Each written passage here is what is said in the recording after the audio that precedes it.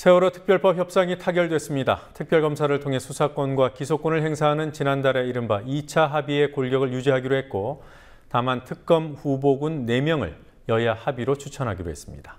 하지만 유가족 측에서는 야당이 보장했던 수준에 못 미치는 방안이라며 거부 입장을 밝혔습니다. 타결 과정과 유가족 그리고 여야의 입장을 취재했습니다. 유람선이 좌초되는 아찔한 사고가 일어났습니다. 이 유람선은 세월호보다 설령이 7년이나 많은 노후 선박이었음에도 세월호 참사 다음 날 선박 검사를 마쳤습니다.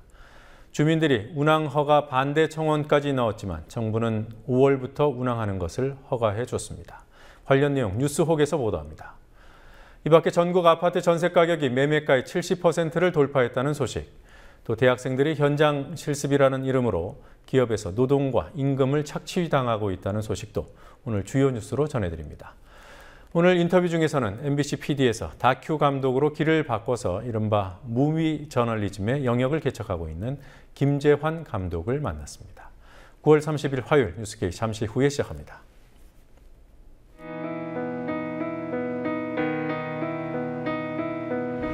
(1960년 4월 19일) 당시 언론은 빨갱이 데모라고 했습니다. 지금 우리는 혁명의 역사로 기억합니다. 1980년 5월 18일 당시 언론은 불순분자의 폭동이라 했습니다. 지금 우리는 독재에 항거한 정의의 역사로 기억합니다. 1987년 6월 10일 당시 언론은 대학생 가두 시위라 했습니다. 지금 우리는 민주주의를 쟁취한 감격의 역사로 기억합니다.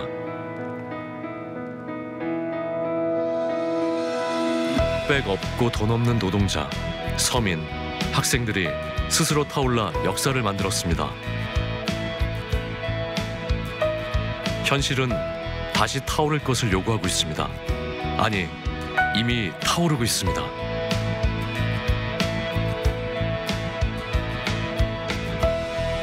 빨갱이를 종북으로, 불순분자를 외부 세력으로, 언론은 말만 바꿨을 뿐 역사를 부정하고 있습니다. 2014년 4월 1일 국민TV가 개국한 이유입니다. 국민TV는 역사를 역사로 기록하겠습니다.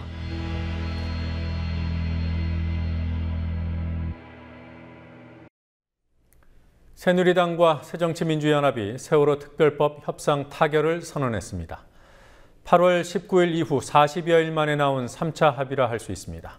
진상조사위원회가 특별검사를 통해서 수사권과 기소권을 행사한다는 기존 합의의 골격을 유지하되 특검 후보를 추천할 때 두 당의 합의를 거치게 했습니다. 유가족들은 합의 소식이 나온 직후 반대 입장을 밝혔습니다. 3번이나 여야 합의를 거부한다는 부담에도 불구하고 유가족들은 민주연합이 사전에 양해된 수준에 훨씬 못 미치는 방안으로 합의를 해줬다고 비판했습니다. 유가족들 입장부터 먼저 알아보도록 하겠습니다. 국회에 나가 있는 중계 카메라 연결합니다.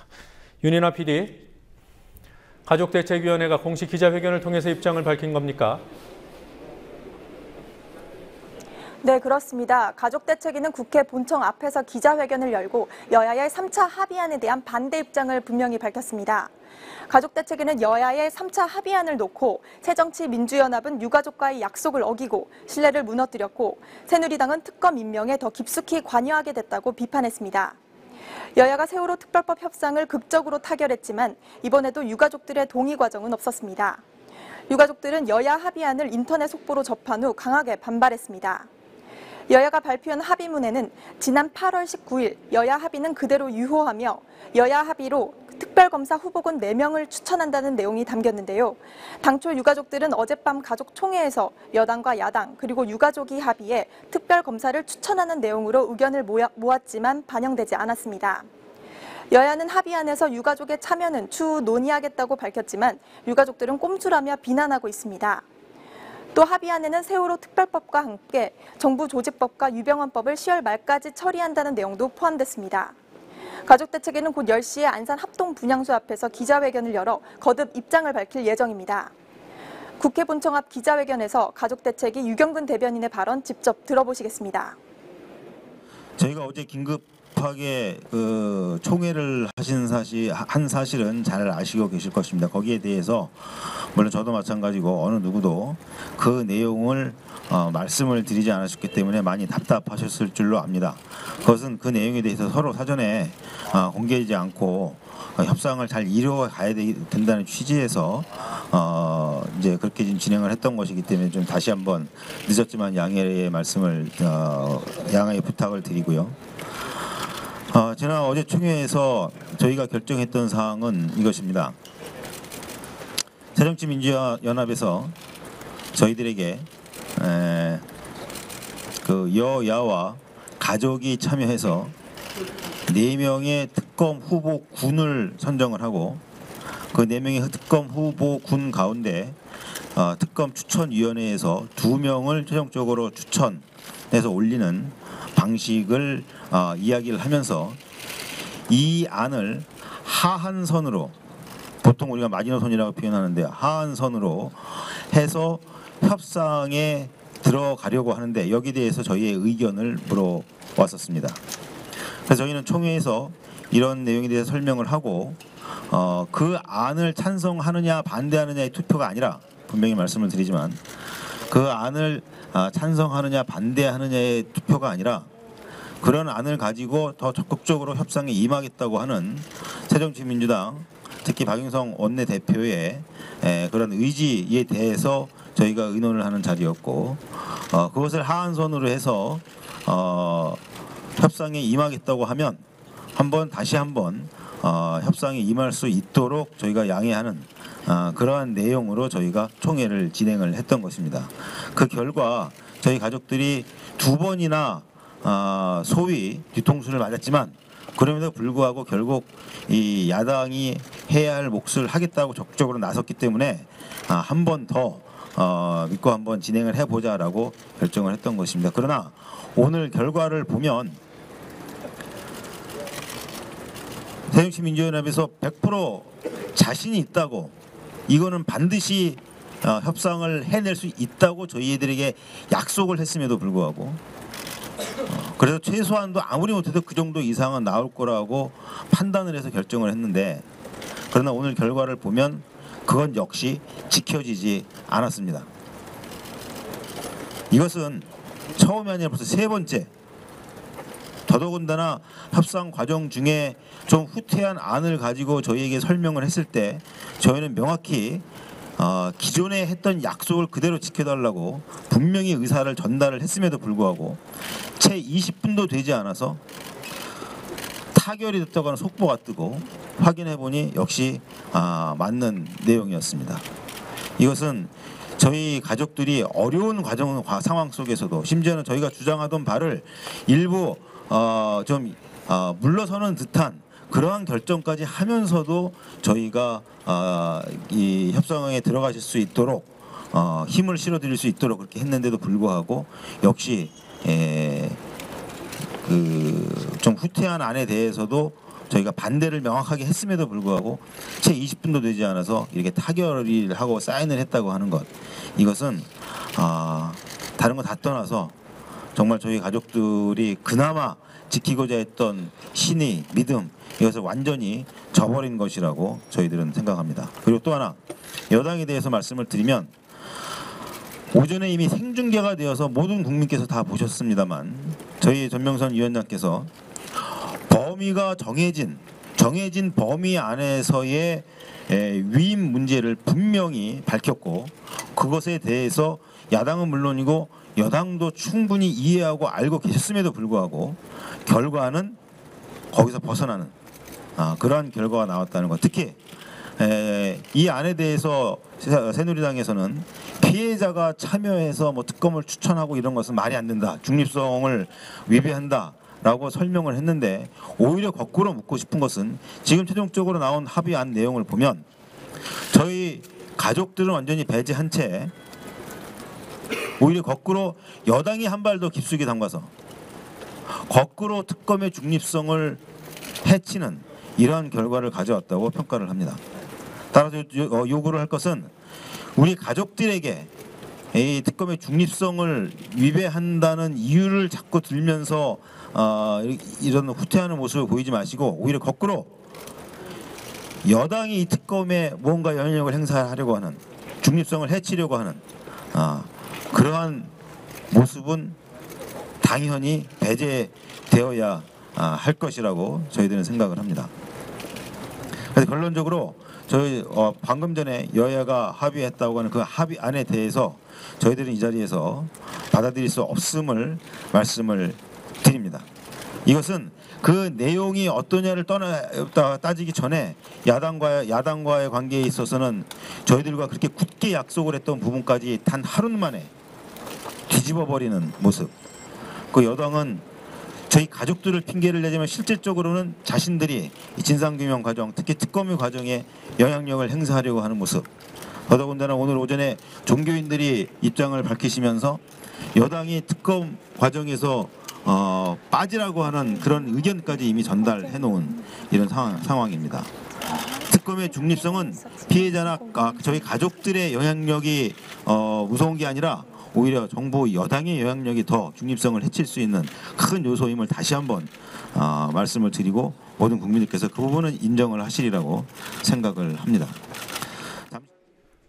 자, 그러니까 유가족과 민주연합이 사전에 양해한 수준은 이렇군요. 여야와 유가족 3자가 특검 후보군 4명을 합의해서 추천한다. 이렇게 양해를 했는데 여야가 합의안으로 내놓은 것은 특검 후보군 4명에 대한 합의 추천에 여야만 참여하고 유가족의 참여는 추후에 논의한다. 이런 차이가 있습니다만 유가족 추후 참여 가능성은 현실성이 없다. 이렇게 유가족들은 보고 있는 것이군요.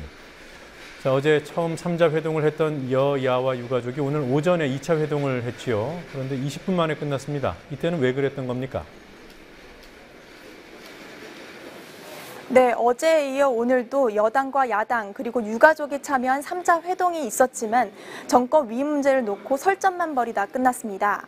오늘 오전 국회에서 열린 3자 회동에서 새누리당 이완구 원내대표는 가족대책위의 박영선 원내대표에게 협상 정권을 위임해달라고 요청했습니다. 가족대책위 전면성 위원장은 가족총회를 통해 논의된 안을 박영선 원내대표에게 위임한 것이라며 정권 위임을 주장하는 것은 유가족에 대한 언어 탄압이라고 비판했습니다. 설전이 오간 이후 3자 회동은 비공개로 전환됐고 유가족들은 20여 분 후에 퇴장했습니다.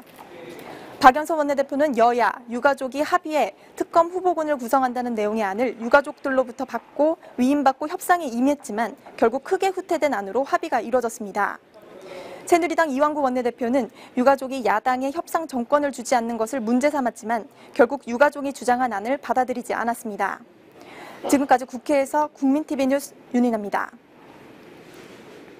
네, 유가족 측에서 거부한다고 했지만 여야는 원내대표 협상에서 이른바 3차 합의안을 도출했다고 발표했습니다. 특히 민주연합 측은 모든 유가족의 입장을 담아내지는 못했다면서도 이 정도 수준에서 진상규명을 시작해야 한다는 입장을 밝혔습니다.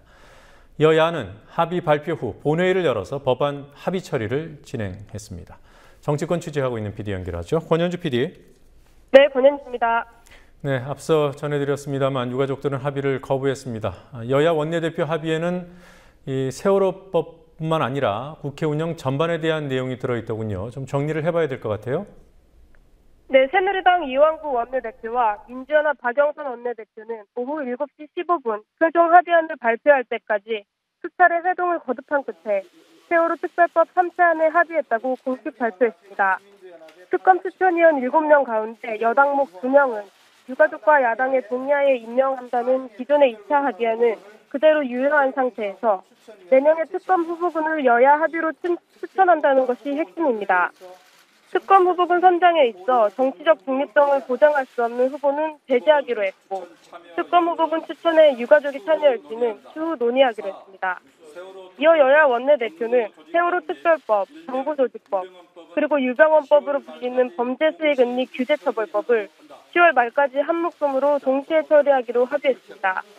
또 여야는 국정감사를 10월 7일부터 27일까지 열기로 합의하며 의사 일정에서도 일정 부분 진전을 보였습니다. 합의 발표 후 박영선 원내대표가 한 말을 잠시 들어보시겠습니다. 유가족들의 그 어떤 그 마음을 다 담아드리지 못한다는 거에 대해서 저도 지금 가슴이 굉장히 무거워요. 그러나 이제는 국회에서 우리가 또 이렇게 해서라도 또 세월호 특별법을 만들어가고 진상규명을 해야 되는 그런 시점이고 세월이 가면 갈수록 네. 자, 이 합의가 발표된 뒤에 국회 본회의가 열렸습니다. 지금도 진행되고 있는 겁니까? 네, 그렇습니다. 여야 지도부는 세월호법 합의안을 발표한 뒤 각 당 의원들이 모여있는 본회의장과 예결위장에 들렀고 그 저녁 7시 30분쯤 여야 의원들이 본회의장에 모여 법안 처리를 시작했습니다. 오늘 통과시키는 90여 개의 법안은 여야 합의가 끝난 법안들이라 토론이나 특별한 반대 없이 빠른 속도로 통과되고 있습니다. 앞서 여야 원내대표는 오전 11시 전명선 가족대책위원장과 함께 회동을 시작했습니다. 하지만 새누리당이 협상에 앞서 유가족이 박영선 원내대표에게 협상 정권을 위임했는지를 명확히 해달라고 요구해서 전 위원장이 1시간여 만에 자리를 떴고 여야 원내대표 회동도 2시간 20여 분 만에 아무 소득 없이 끝났습니다. 이어 새누리당은 의원총회에서 본회의 강행 의지를 확인한 뒤 오후 2시 의원들이 본회의장으로 향했고 민주연합은 그 시각 본회의장 맞은편에 있는 예결위 회의장에서 의원총회를 진행했습니다. 그러나 정유아 국회의장이 민주연합 의총이 마무리될 때까지는 기다리겠다고 선언했고 여야가 세월호법에 합의한 직후인 7시 30분쯤 본회의가 열렸습니다. 그러나 오늘 발표된 3차 여야 합의안에 대해 유가족 측이 반대 입장을 발표해 세월호 전국을 풀기 위해 진통은 아직 남은 것으로 보입니다. 새누리당이 완강한 입장을 보인 근본적인 이유는 세월호법에 대한 박근혜 대통령의 완강한 입장, 이른바 지침 때문인 것으로 보이죠. 박 대통령은 오늘도 야당에 대한 깊은 불신을 드러냈습니다. 어떤 내용이었죠? 박근혜 대통령은 오늘 오전 국무회의에서 새 정부가 들어서고 거의 2년 동안을 정치권의 장애 정치와 반목 정치로 어려움을 겪고 있다고 말했는데요. 국정 혼란의 책임을 전적으로 야당에 돌린 것으로 해석되고 있습니다. 박 대통령은 또 국회 장기 공전으로 국정감사 등 모든 일정이 늦어지고 있고 법안도 150일째 단 한 건도 통과되지 않고 있어 민생경제 지원과 내수 활성화, 국민안전 시스템 구축 등의 어려움이 큰 상황이라고 말했습니다. 모든 문제를 정략적으로 접근하고 있다는 말도 했고요. 한국 캐나다 자유무역협정 FTA를 거론하며 무역협정에 대한 국회 비준권을 무시하는 듯한 발언도 했습니다.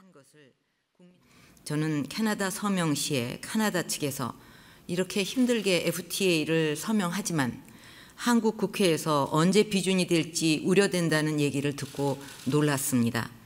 다른 나라에서도 우리 국회에 대해 걱정할 정도로 지금 우리 국회 상황이 국제사회에 전부 알려져 있고 그 상황이 우리나라 국익과 외교에 얼마나 신뢰를 떨어뜨리고 있는 것인지 우려스러웠습니다. 박 대통령의 국무회의 발언이 강하게 나오자 민주연합은 새누리당의 완고한 태도가 대통령으로부터 비롯된다고 지적했습니다. 유기용 민주연합 수석 대변인은 국회에서 세월호법과 국회 정상화에 대해 여야 협상이 어렵게 진행되고 있는데 대통령이 국회를 비난하고 나선 것은 무슨 저희가 있는 것인지 의심할 수밖에 없다고 말했습니다. 네, 내년 쌀 시장 전면 개방 결정과 관련해서 계획대로라면 오늘까지 WTO 세계무역기구에 한국의 입장을 통보해야 되는 거 아니겠습니까? 이렇게 WTO 통보 임박해서 오늘에서야 국회에서 보고가 이루어졌더군요. 네, 정부는 지난 17일 확정 발표한 쌀 관세화 계획, 무역 용어로 쌀 관세화 양호표 수정안을 오늘 오전 국회 산업통상자원위원회와 농림축산해양수산위원회에 보고했습니다. 관세화를 시행하기 위해 조약 내용을 수정해야 하는 경우 통상절차법에 따라 무역협상을 소관하는 산업통상자원부가 국회 산자위에 수정안을 보고해야 하고 농식품부는 쌀 산업 대책을 마련해야 하기 때문에 농해수위까지 동시에 열렸습니다. 그러나 산자위와 농해수위 소속 여야 의원들은 오늘이 쌀 양호표 수정안 제출 마감이라는 점을 들어 국회에서는 형식적인 보고에 그친 것이 아니냐며 비판 의견을 쏟아냈습니다. 산자위의 홍익표 민주연합 의원은 당장 오늘 WTO 양호안을 제출하는데 국회 보고 자료에 영문으로 된 제출 원본조차 첨부하지 않고 요약본으로 대체했다며 이런 약식 보고는 절차적으로 맞지 않는다고 지적했습니다.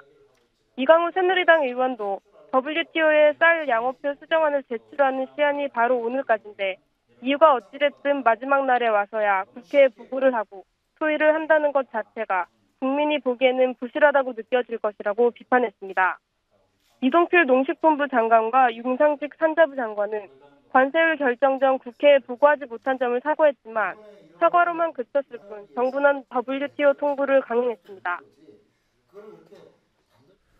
네, 오늘은 민주연합의 혁신위원회, 정식 명칭이 정치혁신실천위원회죠.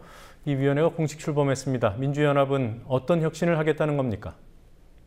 원혜영 혁신위원장은 오늘 오전 민주연합 정치혁신실천위원회의 첫 회의에서 기득권을 내려놓는 데서 혁신이 출발하고 하나로도 실천하느냐에 따라 민주연합의 미래가 결정된다고 강조했습니다. 앞서 원 위원장은 아침 라디오 인터뷰에서 무엇보다 국민에게 계파 싸움만 하는 정당이라는 이미지를 확실히 불식시키는 게 중요하다고 강조했습니다. 문희상 비대위원장은 정치혁신안을 당장 실천 가능한 영역, 당원 당규 개정, 개헌, 여야 합의 영역 등 4가지로 나뉜 뒤 특히 개헌 분야에 대해 실천위에서 허심탄회한 결과가 나오면 비대위가 개헌 추진에 앞장서겠다며 개헌 가능성을 열어두었습니다. 한편 혁신위원 인선 과정에서 한 차례 갈등이 나왔던 새누리당 보수혁신위원회는 출범 하루 만에 또다시 유사한 갈등이 나왔습니다.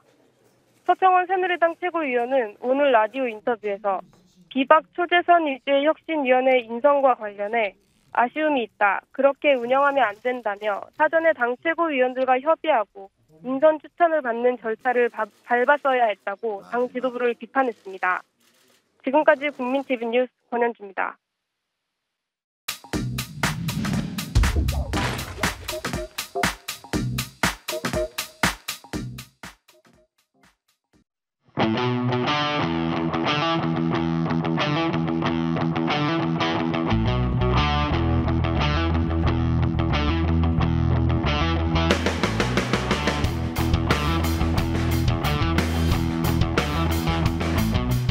전남 신안 홍도 앞바다에서 110명이 탄 유람선이 바위에 부딪혀 좌초되는 사고가 발생했지만 다행히 모두 구조됐습니다. 네, 섬 바로 앞에서 사고가 발생했는데요. 주변의 유람선과 어선들이 곧바로 구조에 나서서 다행히 인명 피해는 없었습니다. 유람선 바캉스 사고를 최초 신고한 이모 씨는 처음에 119에 전화를 걸었지만 통화를 하지 못했다고 말했습니다. 이어서 119에 신고했다고 하는데요. 이 홍도 유람선에 사고가 났다고 몇 번을 소리쳤지만 어디냐고만 계속 되물었고 이 전화 감도가 떨어진다고 해서 끊어버렸다고 전했습니다. 이어서 119에 신고했다고 하는데요. 사고가 났다고 몇 번을 소리쳤지만 어디냐고만 계속 되물었고 이 전화 감도가 떨어진다고 해서 끊어버렸다고 전했습니다.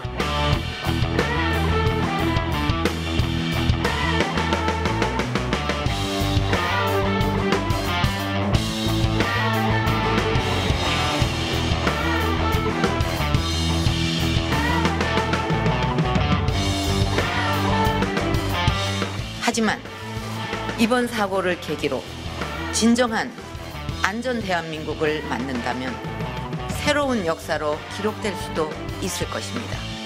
저는 과거와 현재의 잘못된 것들과 비정상을 바로잡고 새로운 대한민국을 만들기 위해 저의 모든 명운을 걸 것입니다. 국민 여러분과 함께 힘을 모아 오늘보다 나은 내일을 만들고 아이들에게 자랑스러운 대한민국을 반드시 만들어 가겠습니다.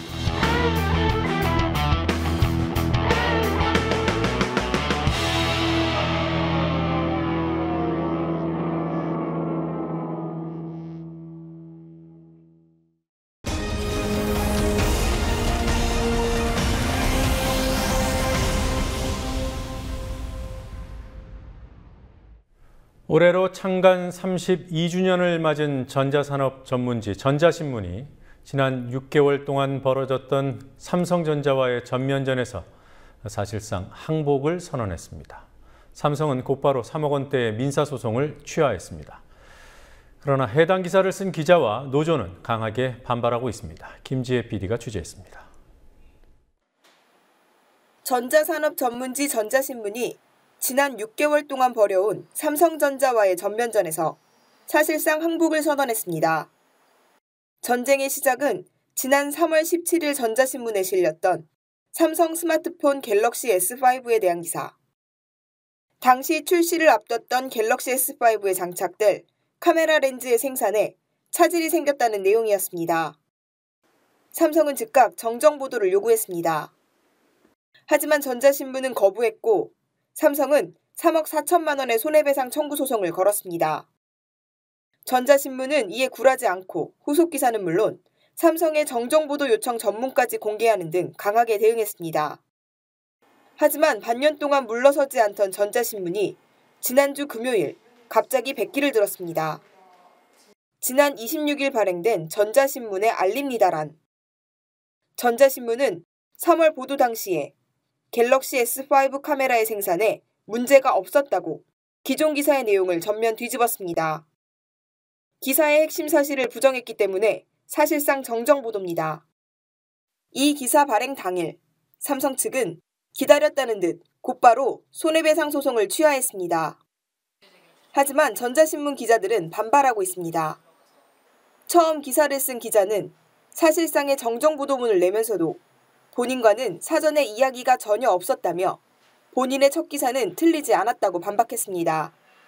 그 문구를 그러면 언제 처음 보셨어요? 저도 신문 나오고 봤죠. 제가 쓴 기사 팩트에 대해서 제가 그 오보라고 인정할 만한 어떤 그런 근거나 그런 거를 제가 보지를 못했고요. 아직까지 저는 제 기사에 대해서는 아직까지 신뢰하고 있습니다, 스스로.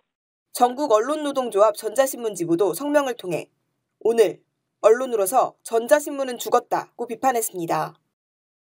결론 이 싸움의 목적은 처음부터 소송에서 이기고 지고 이걸 떠나서 이전보다는 적어도 더 광고주로부터 자유로운 기사를 쓰는 게 사실은 제일 최대의 목표였거든요. 지금도 사실 솔직히 이건 마찬가지예요. 결국은 6개월 동안 그렇게 다 같이 진짜 싸우고 버텨도 이렇게 굴복을 하고 마는구나라는 걸 사실 보여준 거잖아요. 나쁜 선례를 하나 남긴 거잖아요. 아주. 언론사 매출에서 삼성의 광고비가 차지하는 비율은 통상 10%. 전자신문 역시 삼성과의 갈등이 광고 매출 부진으로 이어지면서 결국 항복할 수밖에 없었던 것으로 보입니다. 노조 측도 광고 매출 때문에 회사가 오보를 인정한 것 아니겠냐고 말합니다. 20억대 돈을 저희가 1년에 삼성한테 받거든요. 근데 그게 당연히 가장 큰 광고주는 맞고요. 그 회사 노사협의회에서도 이제 물어봤던 바가 얼마나 지금 영향을 받고 있느냐 물어봤을 때 여하튼 예정된 광고에서 1억 몇천 들어온 거 말고는 하나도 들어온 게 없고 광고건에 대해서 분명하게 얘기를 하지 않았는데 여하튼 광고도 그 원상 회복시킬 것 같다는 뉘앙스의 말을 한마디 하긴 했어요. 하지만 삼성은 광고와 무관하다고 선을 그었습니다. 그러면 소송 취하하신 이후에는 뭐 광고를 다시 게재하신다거나 이런 계획은 혹시? 그거랑 전혀 관련이 없습니다. 전혀 관련이 없으신 건가요? 네. 편집국장의 입장을 듣기 위해 국민TV가 전자신문으로 찾아갔지만 총무실 직원이 앞을 가로막았습니다. 사무실과 휴대전화로도 접촉을 시도했지만 연락이 닿지 않았습니다. 국민TV 뉴스 김지혜입니다. 네, 기업 현장 실습 대학생들의 증언을 듣는 자리가 마련됐습니다. 이들은 교육과 학습을 앞세워 학생들을 싸게 부려먹는 것이 현장 실습의 실체라고 증언했습니다. 하루 8시간씩 전일제 근무를 시키면서도 급여는 최저임금의 3분의 1에 불과했습니다. 강신혜 PD가 보도합니다. 학생들을 싸게 부려먹을 수 있는 좋은 기회라고 생각하는 것 같다. 현장 실습 학점을 따기 위해 특정 기업에서 일했던 한 대학생이 국회에서 열린 산학협력 현장 실습 증언대회에서 한 말입니다. 이들은 평균 주 40시간 전일제 근무를 하면서도 그 대가로 받은 돈은 월 35만 원 정도에 불과했고 시급을 기준으로 하면 1,684원, 최저임금의 3분의 1 수준이었습니다. 호텔, 관광, 식품 등 관련 학과 현장 실습을 진행하고 있는 81개 기업 중 실습비 정보가 파악된 59개의 업체의 자료를 조사한 결과입니다. 대부분의 학생들은 해당 업무에 관한 교육은 거의 받지 못하고 아르바이트생과 다름없는 업무를 한 것으로 드러났습니다. 현장 실습이 교육의 현장에서 노동 착취의 수단으로 전락했다는 비판이 나옵니다.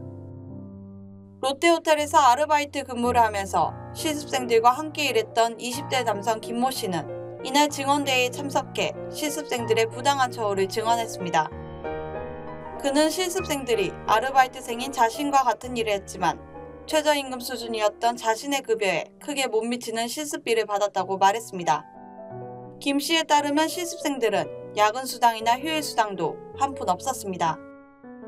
이러한 부당한 처우에도 불구하고 학생들은 실습평가를 하는 기업 측에 항의할 수 없는 처지입니다. 증언대회에 참석한 한 변호사는 실습생은 당연히 근로자에 해당한다며 부당 처우를 하는 기업에 법적인 책임을 물을 수 있다고 지적했습니다. 그는 대법원과 고용노동부에서도 실습계약을 실질적인 노무계약으로 본다고 강조했습니다. 오늘 증언대회는 청년노동조합 청년유니온과 새정치민주연합 장하나 의원실이 개최했습니다. 국민TV 뉴스 강신혜입니다.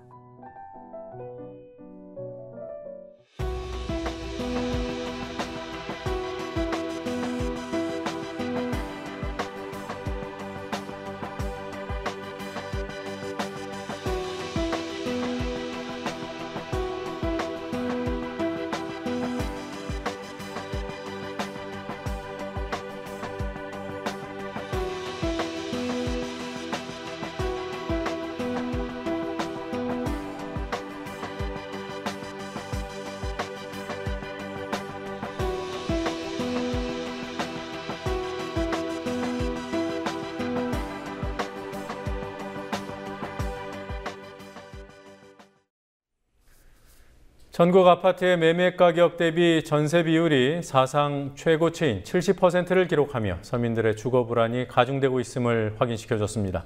최경환 경제팀의 저금리 정책이 전셋값 상승에 날개를 달아준 근본 원인으로 지목됩니다.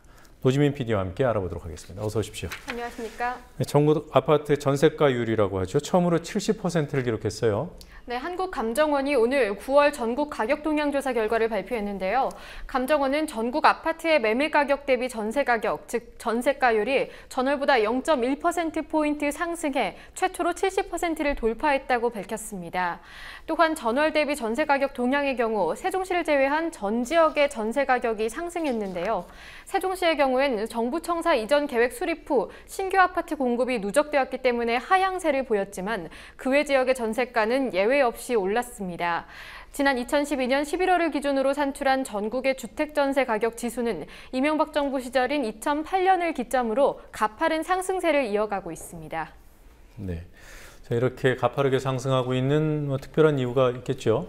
네, 우선 전월 대비 매매가 상승세가 0.37%인 반면에 전세가 상승세는 0.48%로 나타나는 등 집값보다 전세 가격이 더 큰 폭으로 올랐기 때문입니다.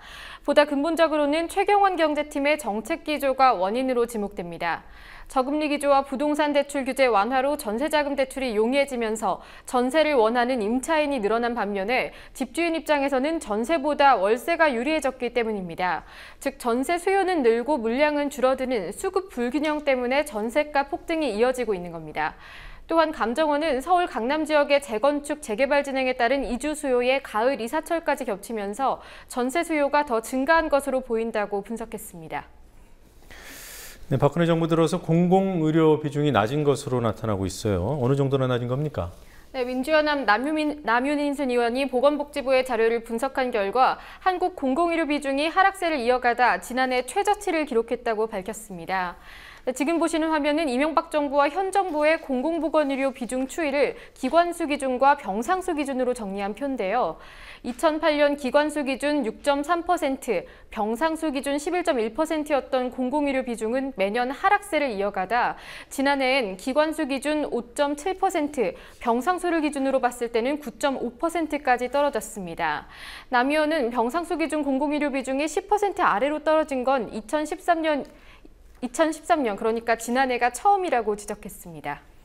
한국만 유독 낮은 건가요? 어떻습니까? 네, 남 의원은 주요 OECD 회원국과 한국의 공공의료 비중을 비교한 자료도 공개했습니다. 네, 지금 보시는 화면은 병원급 이상 의료기관을 기준으로 한 공공의료 비중인데요. 공공의료 체제가 확립되어 있는 미국과 캐나다를 제외하더라도 다수의 주요 회원국이 한국보다 공공의료 수준이 높았습니다. 특히 민간의료 체계가 발달한 일본과 미국의 공공의료 비중도 각각 26.3% 그리고 24.5%로 한국보다는 2배 이상 높았습니다. 이 표를 어떻게 읽어야 되는 겁니까? 네, 현재 지금 9분 아래 내려가 있는 것이 그 병상수를 기준으로 한 공공의료 비중 퍼센트고요. 공공 비중이고요. 그러니까 네. 한국이 11.7%라는 것은 그러니까 전체 병상을 100으로 했을 때 공적인 병원의 병상수가 11.7개다. 이렇게 이해하면 되는 겁니까? 네, 맞습니다. 네, 알겠습니다. 자, 그리고 여론조사 결과들을 좀 정리해 보죠. 오늘은 어떤 결과가 좀 눈에 띕니까? 네, 지난주에 이어 세금과 관련된 여론조사 결과들이 눈에 띕니다. 리서치뷰가 오늘 발표한 주간 정례조사 결과 최근 정부의 증세 기조에 대한 국민적 반감이 큰 것으로 나타났습니다. 특히 정부의 부채를 세금으로 해결해선 안 된다는 의견이 압도적이었는데요. 4대강 사업 등 이명박 정부의 부채 해결 방안에 대한 여론조사 결과 정부 관련 당사자들에게 책임을 물어야 한다는 응답자가 74.4%로 절대 다수를 차지했습니다. 반면에 국민 세금으로 충당해야 한다는 응답은 11%대에 그쳤습니다. 과세 형태에 대한 의견도 명확히 갈렸습니다. 담배세, 주민세, 자동차세 등 이른바 3대 증세를 서민증세로 본다는 응답자가 65.8%로 그렇지 않다는 응답보다 2배 이상 많았고요.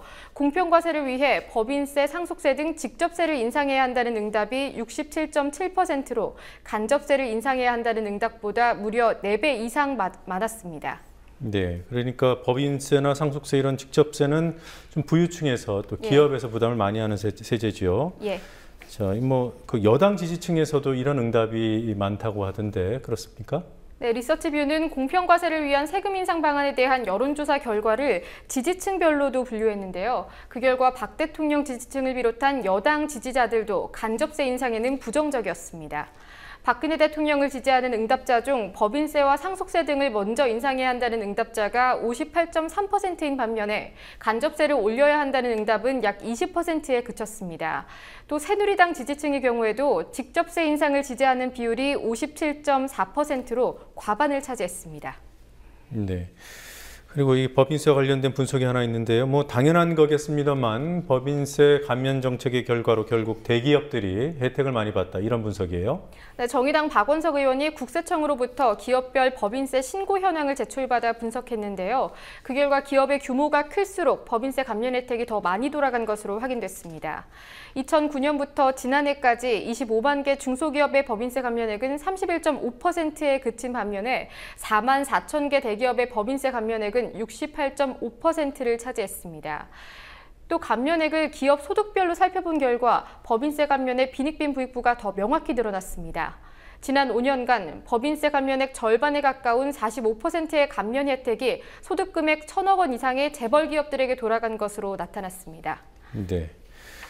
네, 법인세를 깎아줘도 대기업이 혜택을 다 차지한다. 그런 분석 내용입니다.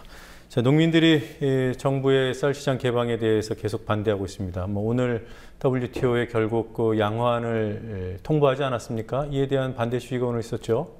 네, 정부가 WTO의 수입쌀 관세율을 513%로 통보했다고 발표한 뒤 농민들의 반발이 거세지고 있습니다. 전국 농민의 총연맹 소속 경남농민들은 오늘 새누리당 경남도당을 방문해서 닭머리가 담긴 박스를 전달했는데요. 박 대통령이 농업을 지키겠다고 했던 발언을 잊어버렸다는 점을 강조하고 또 비판하기 위해서 이런 닭머리 선물을 했다고 전해졌습니다. 농민들은 또한 현 수준의 관세율 정책은 도둑을 위해 대문을 열어놓고 담벼락만 높이는 격이라고 비판했습니다. 네. 그리고 그 KBS 이인호 이사장 역사관에 대한 논란이 끊이지 않습니다. 오늘도 사퇴 요구가 있었더군요. 네, 역사정의실천연대, 민주언론 시민연합 등 20개 역사 언론단체의 대표들이 모여서 이인호 이사장의 즉각적인 사퇴를 요구했습니다. 오늘 KBS 본관 앞에 모인 이들은 이인호 씨의 최근 발언들을 지적하면서 이 이사장을 향해 국가 차원에서 진행된 친일 청산 작업을 근본적으로 부정하며 헌법 정신을 유린한다고 비판했습니다. 대표단은 또한 이 사장의 임명을 박근혜 정권이 역사 왜곡을 언론으로까지 넓히기 위한 것으로 규정했는데요. 이어 서북청년단 재건준비위의 등장은 박근혜 정권이 역사 왜곡이 가능한 사회적 토양을 만들었기 때문에 나타난 현상이라고 지적하며 이 사장의 사퇴를 촉구했습니다. 네, 여기까지 듣겠습니다. 수고했습니다. 네,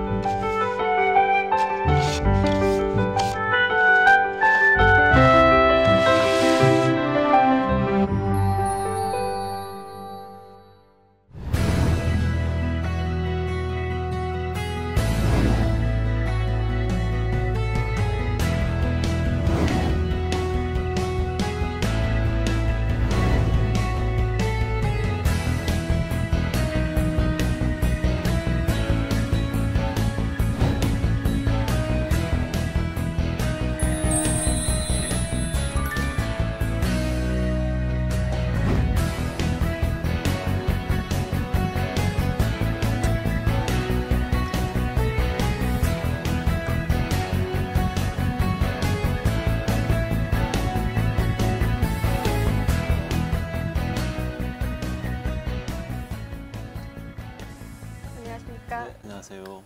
이번 영화 제목이 코바디스인데 어떤 뜻인가요? 코바디스는 옛날 그 주말의 명화에서 보신 그 제목하고 같은 제목인데요. 당신은 어디로 가십니까? 라는 뜻이거든요. 어떤 분들은 이 코바디스라니까 이번에 또 뭘 디스하냐 그러는데 그런 영화가 아니고 한국 교회를 향해서 당신들은 어디를 향해 가고 있습니까? 한국의 크리스천들 향해서 당신들이 가고 있는 방향은 옳은 방향입니까? 그걸 묻는 영화입니다. 여러 종교 중에서도 왜 기독교를 선택하신 거죠? 사실 제가 크리스찬이기 때문에 만든 영화이겠죠. 제가 다른 종교를 가진 사람이었으면 코바디스 같은 영화를 만들지 않았었겠죠. 잘 알지도 못했을 테고. 근데 아마 크리스찬들이라면 같은 생각을 가지고 있을 텐데요. 아침에 출근해가지고 컴퓨터를 딱 켰을 때 이 시각 주요 뉴스에 교회나 목사란 단어만 있어도 사실 가슴이 뜁니다. 또 어떤 사고를 쳤을까에 대한 그런 것들이 있죠. 그러니까 한국 교회와 한국 교회 목사님들이 전혀 한국 사회에 신뢰를 주지 못했던 부분들이 있어서 사실 포털에 그런 기사만 떠도 크리스찬들 입장에서는 가슴이 뛰고 좀 답답한 느낌부터 보면서 클릭을 하게 되는 그런 상황이거든요. 한국 교회하고 한국 사회는 정말 이렇게 쌈장둥이처럼 모든 문제의 본질을 사실 공유하고 있는 부분들이 있거든요. 뭐 빠른 성장을 추구하고 그리고 권력과 유착이라든지 여러 가지 그런 면들에서 각자가 갖는 문제들을 아주 긴밀하게 공조하고 있기 때문에 한국 교회를 개선하고 이 문제를 정확하게 바로잡고 끊어낼 부분을 끊어내는 게 한국 사회를 개선하는 데 아주 좋은 수단이 될 수도 있습니다. 감독님께서 원래는 외국계 금융회사에 다니다가 PD로 입사를 하셨고 그러다가 또 나와서 외주 제작사를 차리시더니 이런 다큐멘터리 감독까지 하고 계시잖아요. 사실 남들이 보기에는 굉장히 부러워하는 그런 직업들을 다 던져버리시고 지금 이렇게 일하시는 이유가 뭔가요? 글쎄요. 굉장히 제가 재밌는 일들을 찾으면서 계속 왔던 것 같아요. 지금까지. 후회는 없으신가요? 후회 전혀 없고요. MBC는 친한 PD들은 다 저를 부러워하던데요. 어떤 점에서 부러워하세요? 그래서 하고 싶은 거 막 하면서 한다 뭐 그런 거였죠. 저 인간이 어디까지 막 나가나 보자 뭐 이런 즐거움도 있는 것 같고 근데 실제로 그렇게 해보면 좀 피곤한 면도 있거든요. 이제 그걸 감당하면서 가는 거죠. 좀 피곤한 걸 감당할 수 있게 하는 원동력 같은 게 있나요? 글쎄 아이템을 고르는 기준이 제가 꼭 필요하다 생각하는데 사람들이 잘 하지 않는 아이템을 하고 싶거든요. 이것도 사실 코바디스도 그래요. 처절하게 무너져가는 한국 교회를 기록을 하고 다가올 심판을 선포를 한다. 이거 사실 누가 다루고 싶은 주제겠어요. 사실 많은 사람들이 이제 욕을 하고 돌을 던질 그런 주제인데 근데 그럼에도 불구하고 해야 되는 일인데 아무도 하지 않는 것. 그 스타트를 제가 끊는다는 것. 그리고 난 많은 사람들이 그 길을 또 따라오게 될 거라는 것. 그런 거에 대한 의무감 같은 건 사실 있습니다. 사회성 짙은 아이템을 다루는 사람들 그런 기자건 PD건 감독이건 다들 어떤 그런 열망이 사실 있는 것 같아요. 내가 어떤 이야기를 해서 많은 사람들이 거기에 많은 사람들의 마음을 움직여서 그 사람들로 하여금 세상을 조금이라도 좋게 개선해 보고자 하는 열망이 더 많은 사람들인 것 같아요. 네, 앞선 그 전작 두 편 트루마쇼랑 MB의 추억 같은 경우에 역지사지 프로젝트라고 하셨는데 좀 더 구체적으로 설명을 해주시겠어요? 이게 어떻게 뭐 역할 바꾸기 게임을 해보는 거거든요. 그러니까 트루마쇼 같은 경우는 방송에서 이제 방송이 제작하는 것과 동일한 방식으로 방송을 들여다보는 거죠. 이제 창업을 한다고 얘기를 하면서 접근을 해서 실제 그런 어떤 영업을 하는 분들의 내밀한 어떤 이야기나 어떤 비밀이나 그런데 이제 소비자들을 속이고 있는 것들이나 이제 이걸 고발하는 형식을 취하는데 방송의 경우는 어떤지 제가 만든 가상의 공간 여러 이제 카메라들이 막 설치된 그 공간으로 방송을 초대해서 동일한 방식으로 다른 카메라가 방송을 들여다보는 것들을 취한 거거든요. 역할을 바꿔보면 이제 또 다른 어떤 느낌들이 드는 거죠. 그리고 이제 MB의 추억 같은 경우는 2007년에 이명박 대통령이 했던 이야기를 2012년에 이명박 대통령이 다시 들려줘요. 본인이 했던 이야기를 본인이 표를 얻기 위해 했던 이야기를 본인 스스로에게 다시 들려줬을 때는 어떤 느낌일까? 그리고 2007년에 그 이야기를 들었던 사람과 2012년에 그 이야기를 듣는 사람이 각각 동일한 이야기를 듣는데 시간이 달라지면서 그게 어떻게 받아들여질까? 뭐 이런 재미들을 보는 거였거든요. 코바디스도 사실은 한국 교회와 한국 교회의 대형교회 목사님들에게 정말 예수 믿는 사람 맞습니까? 뭐 당신들은 어디로 가고 있는 것입니까? 묻는 질문이기도 하지만 그분들을 떠받들여주고 그분들에게 어떤 권력이 집중되도록 만든 크리스찬들, 평범한 어떤 신자들 그런 분들에게 뭐 종교 권력자들, 타락한 종교 권력자들, 타락한 한국 교회의 모습을 만든 것은 우리 자신이 아닌가요를 묻고 있는 거기도 하거든요.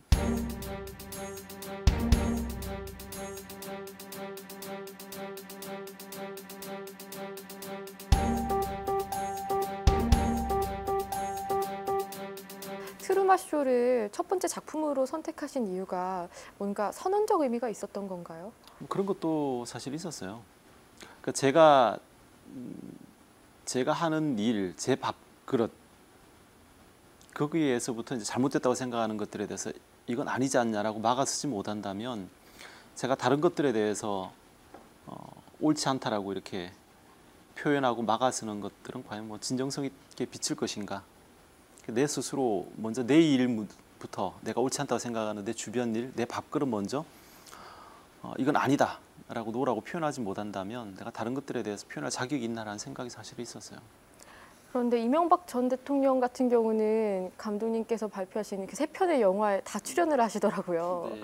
왜 자꾸 이명박 대통령만 나오게 하냐 이런 말도 있을 것 같은데요. 네, 이명박 대통령을 왜 이렇게 싫어하느냐는 분이 있는데요. 사실 그 트루마쇼 때는 이명박 대통령께서 단골로 가셨던 그 드셨던 그 한우가 가짜 한우였다는 걸 밝혀서 사실 이명박 대통령이 저한테 고맙다는 말을 해주셔야 될 것 같은데 이제 아무 말씀이 없으셨고 MB의 추억 때는 주연을 맡아주셨으니까 당연히 나오셔야 됐고요. 그리고 코바디스 한국 교회를 다루는 부분인데 한국 교회를 다루면서 이명박 대통령을 안 다룰 수는 없는 부분이에요. 근데 한국 교회하고 이명박 대통령이 굉장히 닮은 점이 많죠. 둘 다 이제 건축을 좋아하고요. 그리고 대중들로부터 인기가 없습니다. 그리고 교회에서는 항상 빠른 성장, 성공, 승리 이런 부분들을 강조하다 보니까 이명박 대통령이 아주 기독교 성공의 결정판인 것처럼 보여지는 부분들이 분명히 있었거든요.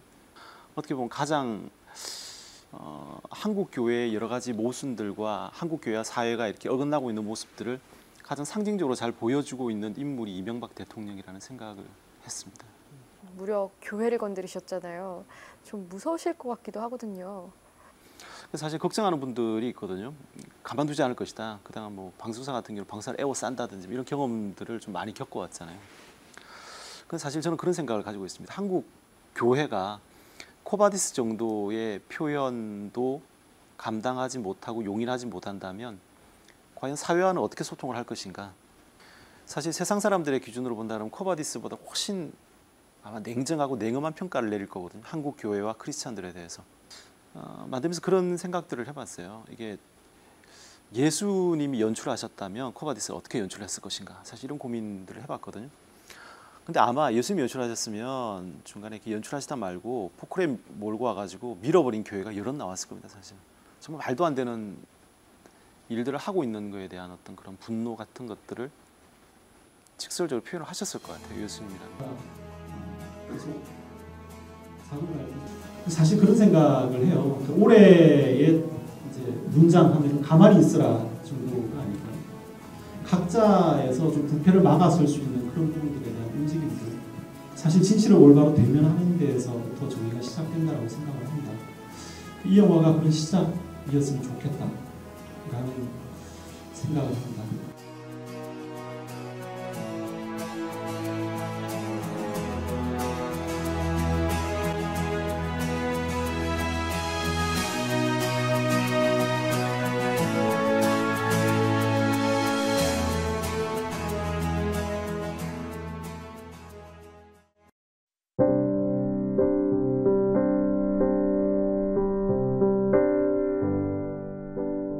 햇살이 집 뒤안에 장작더미로 쌓이는 판화의 제목은 해 장작더미입니다. 뜨겁던 여름내 초목을 길러 가을 결실을 거두게 한 햇살이 알곡과 열매의 습기를 거두어가는 계절입니다. 따가운 한낮도 끝이 보이지요. 수학의 손길이 바빠지겠습니다. 무더운 여름 어찌 견디나 하던 날이 무색하게 이불을 끌어 덮습니다. 이제 벌써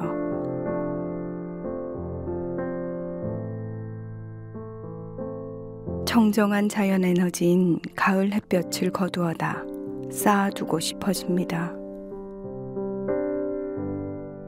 원자력 발전의 위험을 생각하면 더 그렇지요.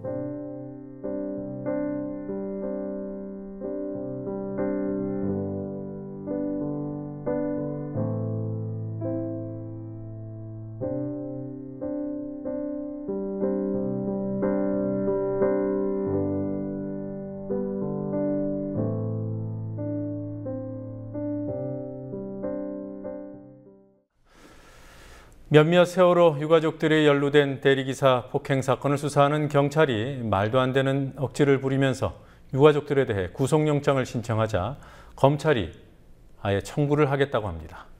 폭행 장면이 찍힌 CCTV 화면이 있는데도 혐의를 부인하기 때문에 증거인멸의 우려가 있다고 설명합니다. 해당 유가족 입장을 수차례 확인해봤지만 폭행 혐의를 순순히 인정하고 있습니다. 대리기사 폭행을 인정하고 또 행인에 대한 폭행도 인정합니다. 이들은 다만 행인과는 쌍방이라고 주장합니다. 검경은 유가족들의 일방 폭행이 CCTV 화면으로 명백히 확인된다고 주장합니다. 똑같은 CCTV 화면을 언론들도 다 가지고 있고 인터넷에도 공개돼 있습니다. 단언컨대 CCTV 화면으로는 행인을 향한 유가족의 일방 폭행을 증명할 수 없습니다. 검경은 폭행 혐의로 입건된 행인 정모 씨에 대해서는 일방적으로 맞다가 마지막에 한두 대 때렸다고 해서 일방 폭행이 쌍방 폭행이 되지는 않는다고 두둔했습니다. CCTV 화면을 보면 행인 정 씨의 동선과 행동이 상당히 명확하게 확인됩니다. 정 씨는 대리기사 옆에 있다가 충돌이 벌어지자 뒤늦게 합류해서 주먹을 휘둘렀고 그 직후에 상황이 끝났습니다. 유가족이 쌍방 폭행을 주장하는 이른바 2차 충돌 상황에서 정 씨는 아예 맞지 않았습니다. 검경에 다른 화면이 있다면 유가족 일방 폭행의 증거 화면을 구체적으로 내보여서 논란을 끝내주시길 바랍니다. 다른 화면 없이 이미 공개된 CCTV 화면으로 한 얘기라면 시력 검사부터 해보길 바랍니다. 뉴스K 마치겠습니다. 내일 10월에 뵙겠습니다.